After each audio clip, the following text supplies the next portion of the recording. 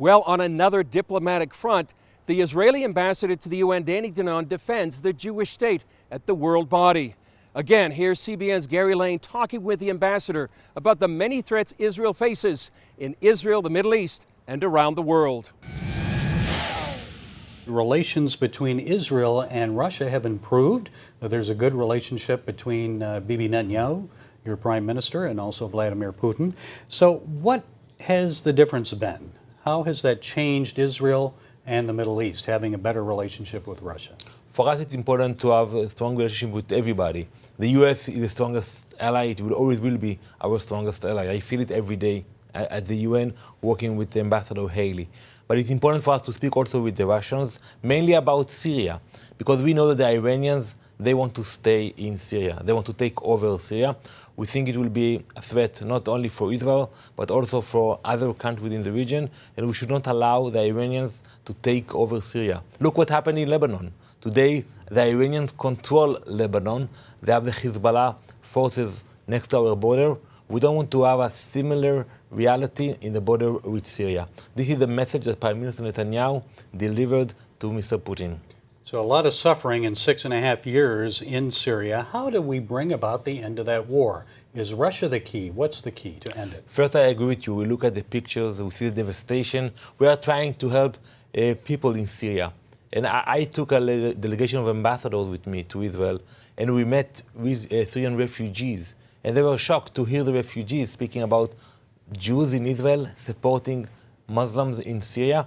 So we do whatever we can, and we hope that there will be some kind of stability in Syria. But at the same time, we don't want the Iranian to be next to our border. The U.S. has enacted legislation, I think back in December, called the Taylor Force Act.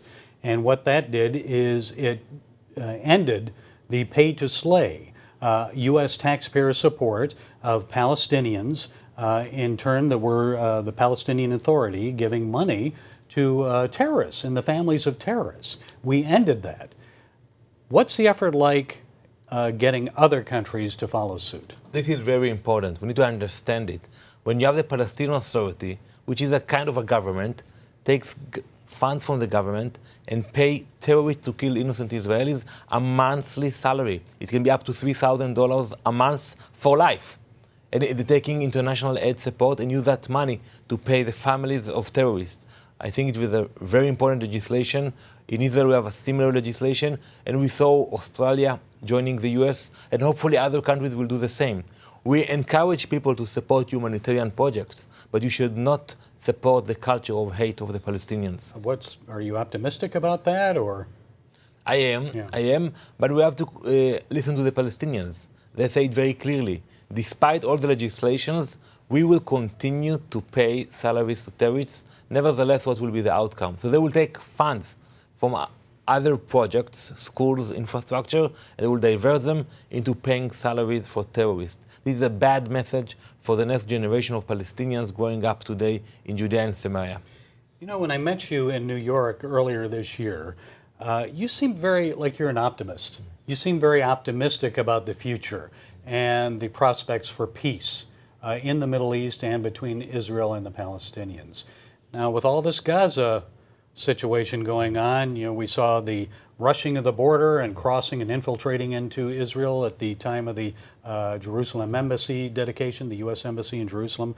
Also, we saw the kites, the arson fires that began into Israel as a result of Palestinians sending those kites in. Now, most recently, the rockets.